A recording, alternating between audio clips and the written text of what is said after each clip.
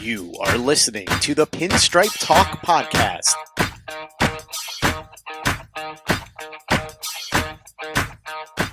Welcome to another edition of the Pinstripe Talk Podcast, powered by Delahanty Media. I am your host, Nick Delahanty.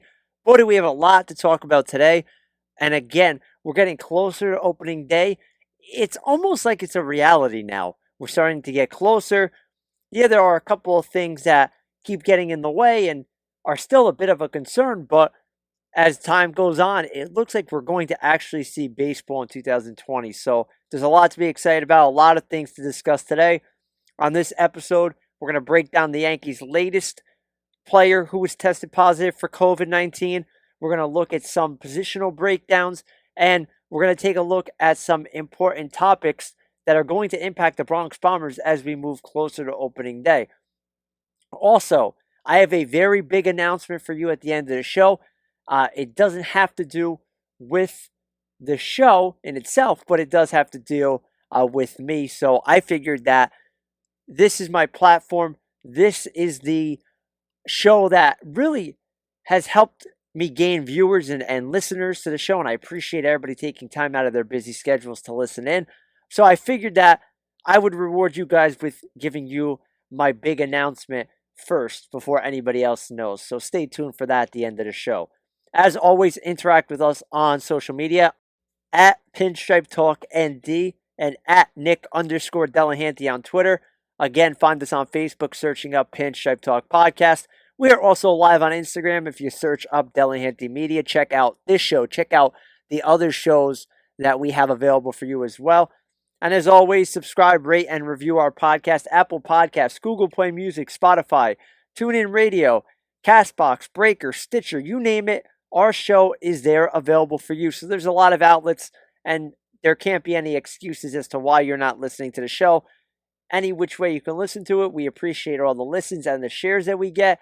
But make sure you go and subscribe and rate and review the show. That's very important to help our show grow and our brand grow. Let's get the ball rolling right away. And let's jump into the latest Yankee to come down with the COVID-19 virus. And that is star closer Aroldis Chapman. Chapman, the 32-year-old, was diagnosed at the end of last week. He has left the team facility, obviously, and he'll be in quarantine. Hopefully he is okay. The Yankees say that he does show signs of symptoms, that he is hanging in there, but who knows how the virus is really going to impact him. As you already know, the Yankees had 2 prior positive tests before they even got to the Bronx, and that was DJ LeMahieu and Luis Cessa. We're going to get into LeMahieu in just a little bit. But when you look at Chapman, yes, it's disappointing that he came down with the virus, and obviously it makes you realize that there are cases, there are people getting impacted, that the virus is not going to go away. This might be the first of many cases that are reported throughout Major League Baseball. Heck, this might be the first of many that may be included in the Yankees clubhouse. We just don't simply know. But what we do know is they're taking every precaution to not only get Chapman healthy, but to keep him quarantined so he can't impact others. And yeah, it stinks that you're probably not going to have your star closer for opening day. It's totally understandable. It's just like if he would have gotten hurt. But the finer line to this is, and you hate to think about baseball in a time like this because obviously the virus is the big part of our daily lives now. You know, things are changing due to it. People are social distancing because of it.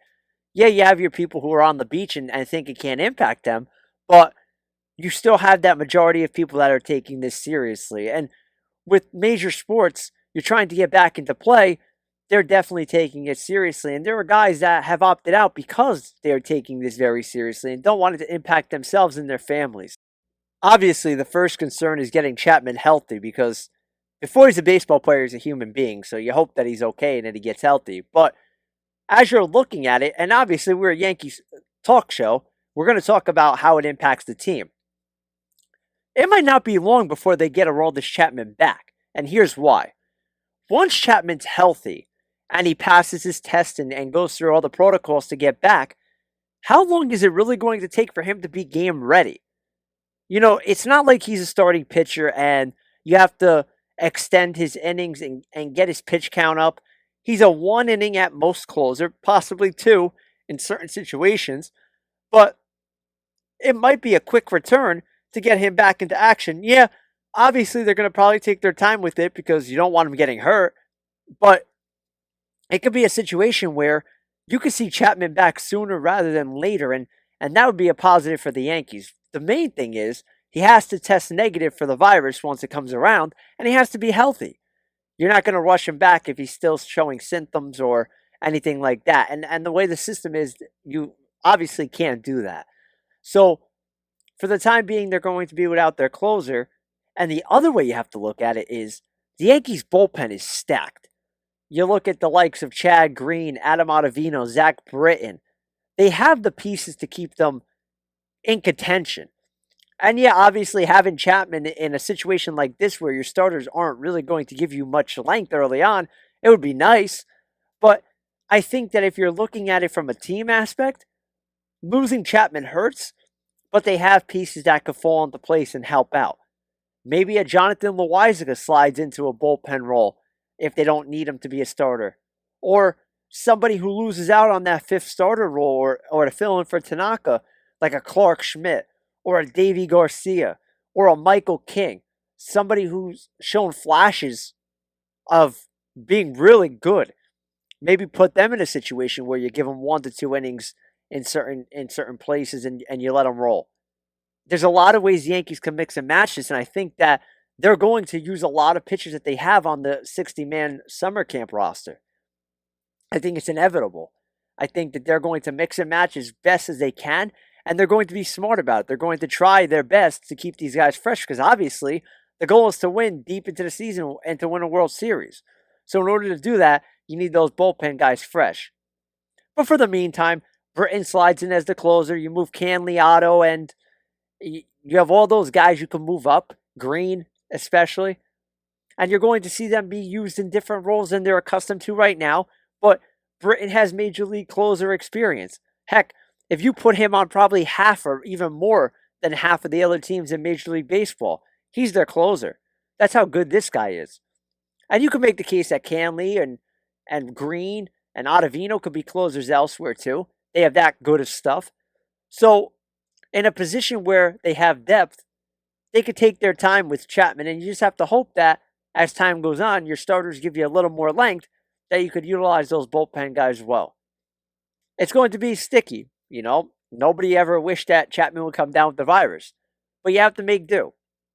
And like I said a couple minutes earlier, it's like an injury. So you just got to play it by ear and got to take it by stride, and you have to realize you're not in a marathon, you're in a sprint. So all 60 games do matter. So it'll be different. But the Yankees definitely have the pieces to manage for the time being. And you just hope that, number one, Chapman becomes healthy and that this doesn't impact him long term. And two, that he's able to return to the field and doesn't have any setbacks or anything that may hamper that. You hope to see Chapman on the mound and healthy. That's the main thing, and that's the main goal. And hopefully, as he battles through this virus, and again, I wish him the best, you simply hope that he can not only get better, but return to the field, because I personally love watching Chapman. I know a lot of people feel the same way. So getting him back on the mound will definitely be a positive sign, whether it's now or a month from now. It all depends on how he recuperates from this virus, and hopefully it doesn't keep him out long term and that it's only a minor setback for him. Now, while we're on the topic of pitchers, it's very important to take a look at Masahiro Tanaka. And as we discussed, Tanaka gets hit by a line drive on a freak accident as he's throwing live BP to Giancarlo Stanton. 112 mile per hour line drive off the head. It was very scary to watch. But Tanaka, other than being diagnosed with a minor concussion, seems to be okay. He seems to be throwing and getting back into a little bit of a groove. And we don't know a timetable for Tanaka. The 31-year-old is coming up on a big year in terms of his career because he's in his contract year. So there is an importance for him to get on the mound and get healthy. But obviously, that's a very scary situation that you never wish on anybody. And from the outside of it, from looking at it from my perspective, and obviously I'm not at the stadium, I don't see him on an everyday basis. But what you see a guy that doesn't seem to be fazed by it, that seems to be okay with it. And I'm sure he's going to have some nerves getting back on the mound. It's a human thing. But I just feel like he is focused to the point where he wants to get back on the mound. He knows his importance to this team, and he knows that he has a lot to prove this year. Because let's face it, for him, the goal is to get that long-term contract. You're in the middle of your prime of your career. You want to get that big deal to kind of seal your fate as you look toward the second half of your Major League Baseball career. And when I was looking at this, my first reaction when I saw the incident was, oh my Lord, this is bad. Tanaka's hurt. He is going to be out a very long time. But the signs are promising. And he might not be able to make his first start through the rotation, given the minor setback. But in any other year, it might have taken Tanaka weeks to get back. The Yankees might be in a position where he might only miss 1 or 2 starts and be able to get him back into the rotation. Here's why. Your starters aren't stretched out to the point where they're going to go 7 or 8 innings a start. You might only get 3 to 5 innings out of a starter. So if Tanaka's ready to give you 3 innings, or say 4 innings, you can slide him back in the rotation and just keep progressing as you go along. So maybe he gets you 9 outs his first start. He might get you another 3 outs the next start. Then you keep progressing as you go along and you see how he's doing. And you continue to stretch him out. So any other year would have been a little different. This year poses a different obstacle. So it's a matter of when the Yankees decide to put him in the rotation and how much can they really get out of him early on when he does in fact return. Because like I said before, the bullpen, they have a lot of good arms in that pen. They can mix and match, and they'll be able to get the outs that Tanaka can't get due to pitch count restraints or whatnot. But I expect him to be back sooner rather than later. I think all the signs, unless there's a setback, are pointing in the right direction. Everything you seem to hear is going in the right direction. It's just a matter of time before Tanaka gets on the mound again and starts throwing and gets back into his routine to get ready. I wouldn't expect him to be ready for the Yankees' first 5 games of the year. I think that they're going to hold him back, and if they do, they're going to use a 5th starter in some other way, shape, or form, or decide to go with a bullpen game, something that Aaron Boone kind of toyed around with last year. But there are a lot of ways the Yankees could go with this. Tanaka, I expect to be back very soon. If he was back for the team's second turn around the rotation, I wouldn't be surprised. And that's just a guess on my end. Seeing how he's doing in the diagnosis of the actual injury, it wouldn't be a total surprise, especially given, like I said, pitchers aren't stretched out to go 6 or 7 innings early on. But I am very happy that Tanaka is healthy. And obviously, I'll be doing a show sooner rather than later discussing how important I think he is to the Yankees and how I think that it's a no-brainer to keep him around long term. But to see that he's okay and to see that he's kind of himself is a great sign. And I'm very happy about that. Though that's an ugly situation you never want to put anybody in, especially when a teammate's pitching to a teammate and that happens. But to see that he's okay and to see that we'll probably have Tanaka on the mound very soon is a very promising sign, and I'm very excited for it. And I'm sure you guys are as well, because he has become a big piece to this Yankee organization. Now, as I pointed out the positives, obviously you have to look at the negatives too. And not really a negative, but you have to play manager here. And I love doing this because I'm a baseball geek, like you guys know. If Tanaka's unable to go for, say, 2 to 3 starts, who do you want in the rotation? Is it Clark Schmidt, Davey Garcia, Michael King, Jonathan Loizaga? There's a lot of different options that the Yankees could go with. And my take, and I did a show a couple of weeks ago where I broke down the projected Yankees 30-man roster to start the year. I think that roster is wrong at this point because you don't know with LeMahieu, you don't know with Sessa, you don't know with Chapman. It looks like you're not going to have Chapman. And now Tanaka, who knows how long he'll be out. So here's how I think the Yankees do address this and attack this. If you've watched any of the inter-squad games between the Yankees and the Bombers, you've seen Michael King and you've seen Schmidt and you've seen Garcia and you've seen these guys with lively arms and nasty stuff. What I think they personally do is I think they find a way to get Clark Schmidt on the roster and make him that kind of fifth starter and use him as the opener for a bullpen game. And here's how it would work out. Schmidt is probably ready to go 3 innings at most, right? The 24-year-old, I could get you 9 outs. Then you go to the bullpen. He'll essentially be your fifth starter. But I think for the time being, the Yankees would like to let him let loose early on in the game and just get those first 9 outs and set up the bullpen the rest of the way. And Schmidt's an interesting guy. I don't know how much you guys have really looked into him. A 24-year-old, they drafted him with their first-round pick in the 2017 Major League Draft. And mind you, this kid was due to have Tommy John surgery. So they knew this. And they still took a chance on him out of college, out of South Carolina, because of what they saw in him. They saw something, and we're seeing it now. He's facing the big league club in these scrimmages, and he's holding his own, and he's doing better than that. He's not even holding his own. He's flat out dominating some of these hitters.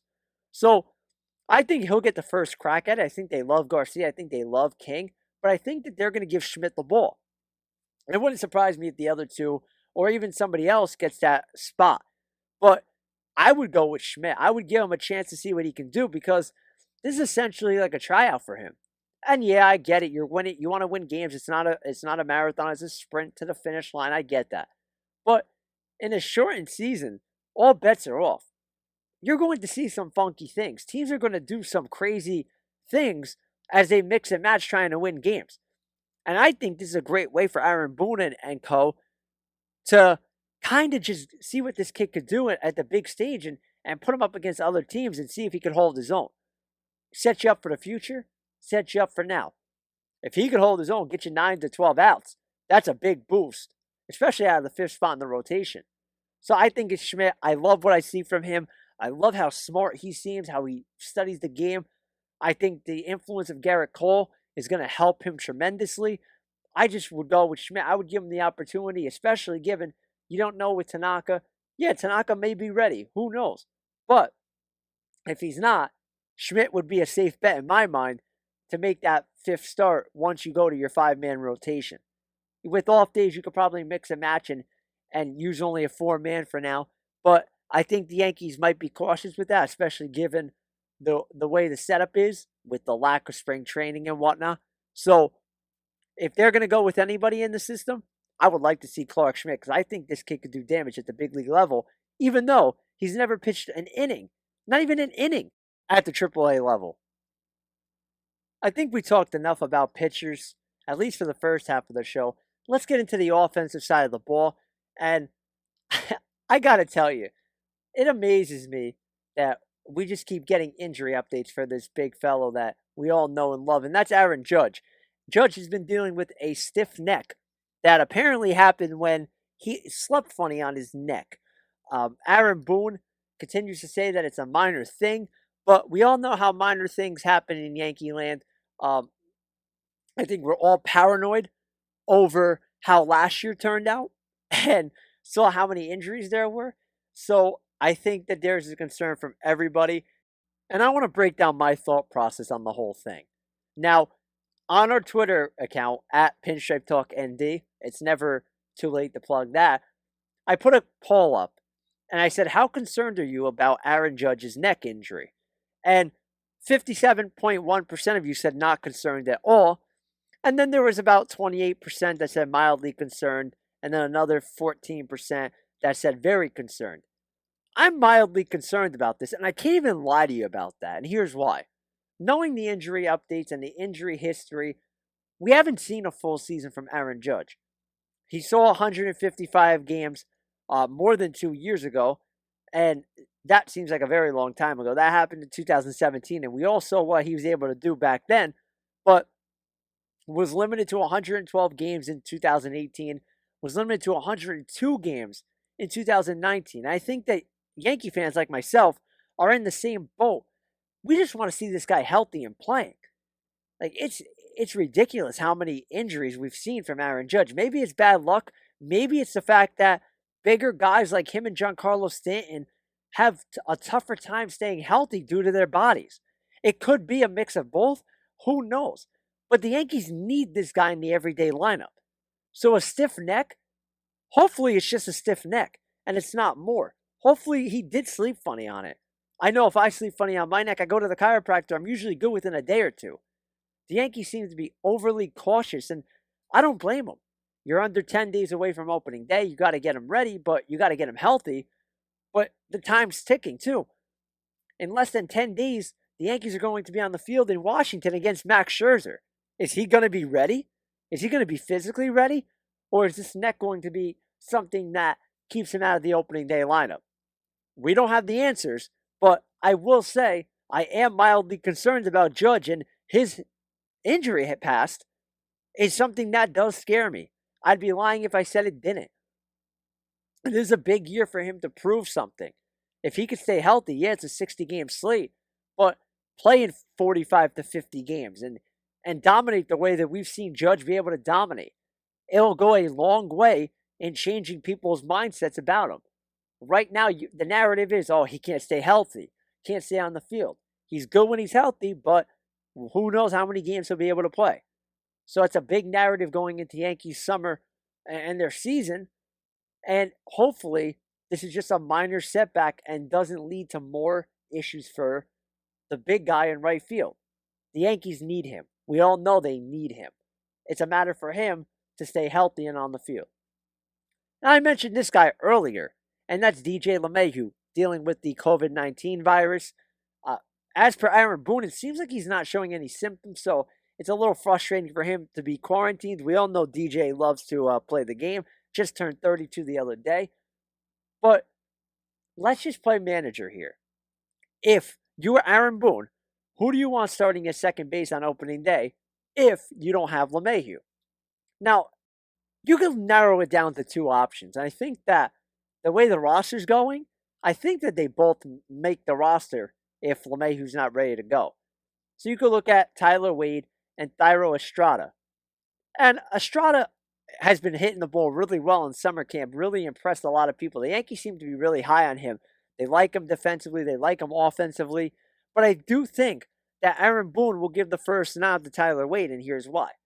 I think the Yankees like his speed, his versatility defensively, but the problem with Wade is he hasn't been able to hit at the big league level.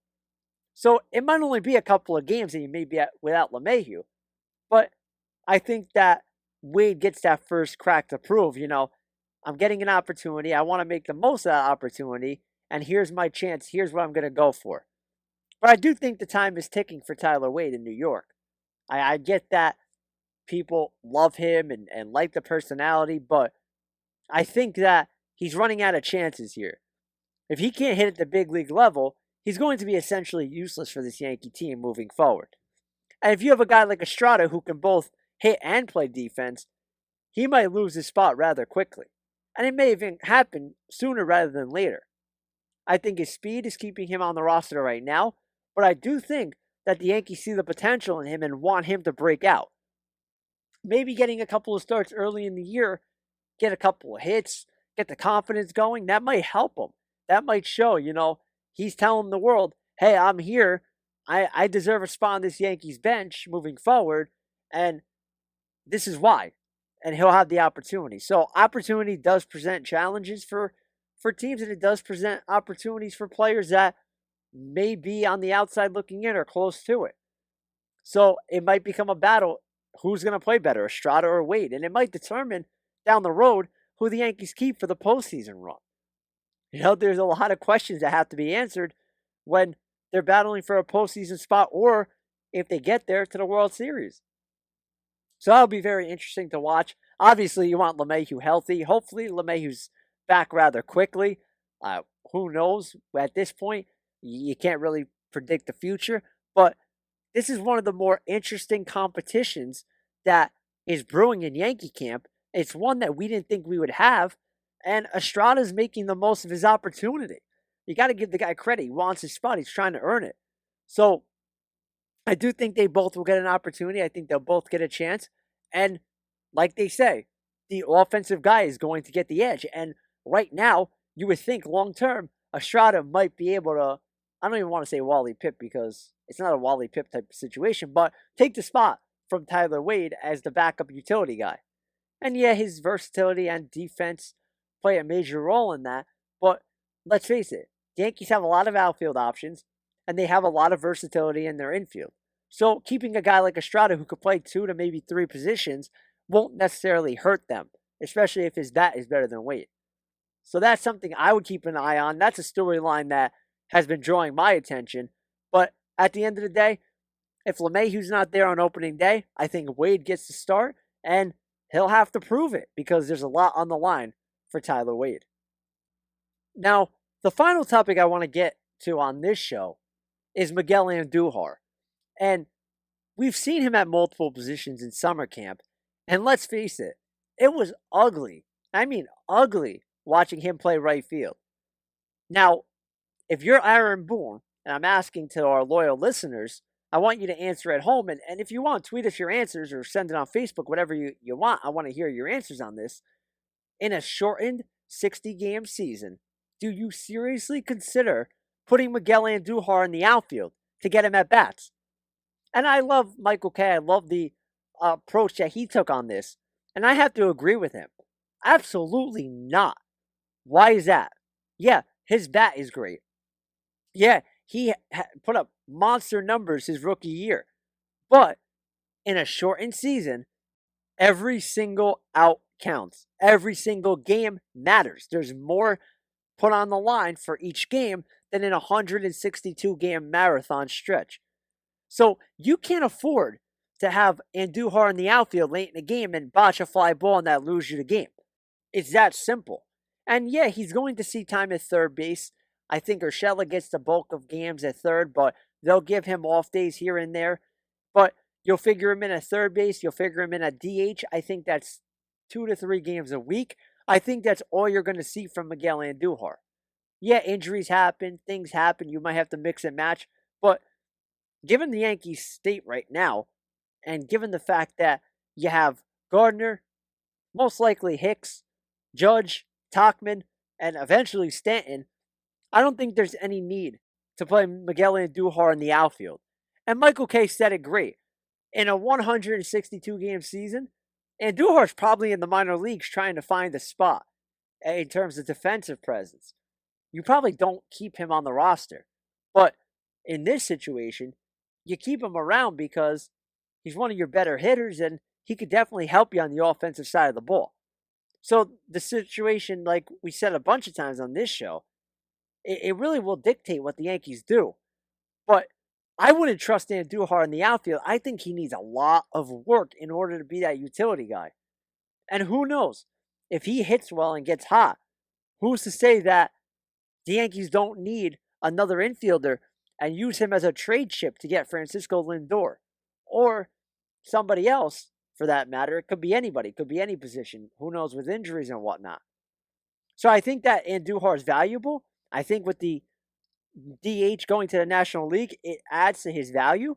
But right now, I wouldn't risk playing him in the outfield. There's just too much on the line. There's just too much to gamble by doing that. It's just simple to me. I get everybody wants to see him in the lineup, and so do I. I love watching him hit. But defensively, he scares me out in left field. He scares me in right field. And to be honest with you, there are a lot of times he scares me at third base. I know that Urshela is probably not the player that Andujar is in terms of offense. But Urshela is an elite defender at third base. The metrics don't say it, but the guy could field among the best in the game at third base. And I want to keep that stability at third base. I think it's very important, especially given you're turning to Gleyber Torres at short, who has experience at shortstop. He's a homegrown shortstop, but could definitely use some work on the defensive side of the ball. Having two guys that are question marks on one side of the infield scares me. So having Urshela there definitely helps. But again, I think the at-bats are going to be there for Andujar. I just don't see a way that the Yankees take a risk, a serious risk, in putting him in the outfield and having such a defensive liability wherever they decide to plug him in on a given day. I promised you at the beginning of the show that I had some big news personally to provide you guys, and I am a man of my word. So as we wrap up today's show, obviously I want to thank everybody for tuning in. As always, we are excited for Yankees baseball. We're excited to get sports back into action, and we truly, truly appreciate all of you taking time out of your busy schedules to listen to our show. We hope that the COVID-19 virus has not impacted you and your families, and that as we try to stop this virus, you continue to wear a mask and social distance. So hopefully we can all meet up at Yankee Stadium and hang out in the near future. But before I get into our social media plugs and remind you how to subscribe and rate and review our show, I would like to formally announce that I have accepted a contributor role as a writer for Keeping It Heel. If you guys follow me on social media, if you guys know me, you know I'm a big, big, big North Carolina basketball fan. I grew up bleeding Yankees pinstripes, somewhat kind of loving the Jets in a love-hate kind of way. I love them, they hate me type of thing. And also bleeding Carolina blue. I grew up with the likes of idolizing Michael Jordan, growing up watching Sean May and Tyler Hansborough, Joel Berry, now Garrison Brooks. Guys like that have impacted my life in terms of my love for sports, and Carolina is just one of those places that will always be near and dear to my heart. And I finally have the opportunity to write some pretty cool articles that detail everything and anything in Tar Heels sports. And obviously, I'll continue to write for the Bronx Pinstripes team. I love writing for them. Shout out to Scott Reinen, Andrew Rotundi. You can name all the people at Bronx Pinstripes that are influential to me and do a great job on a daily basis to provide great content. I will still be writing there, but this is a new challenge that I'm bringing along with me, and I'm excited for the journey to begin. I hope you guys continue to not only listen to my podcast, but also check out my articles, because it does mean a lot to me, and there is some love that goes into all this. I love doing the podcast, love talking about Yankees baseball. The Let's Debate podcast with my cousin Kyle. I love talking sports. He's one of my favorite people to discuss sports with. We talk about anything and anything in the world of sports together. And then writing for Bronx Pinstripes connects me even more to the Yankees, and now Keeping It Heel ties me in to Chapel Hill and the Tar Heel Athletics. So with that being said, I'll leave it at that. Again, subscribe, rate, and review our show on Apple Podcast and Spotify, Google Play Music, TuneIn Radio, you name it. Our show is there available for you. Hit us up on social media at Pinstripe Talk ND, my personal account at Nick_Delahanty. Find us on Facebook searching up Pinstripe Talk Podcast. Also available on Instagram by going to Delahanty Media. As always, let's go Yankees. We're one step closer to opening day. Can't wait for that night. Until then, I'm Nick Delahanty, and this has been another episode of the Pinstripe Talk Podcast, powered by Delahanty Media. Stay safe. We'll talk to you soon.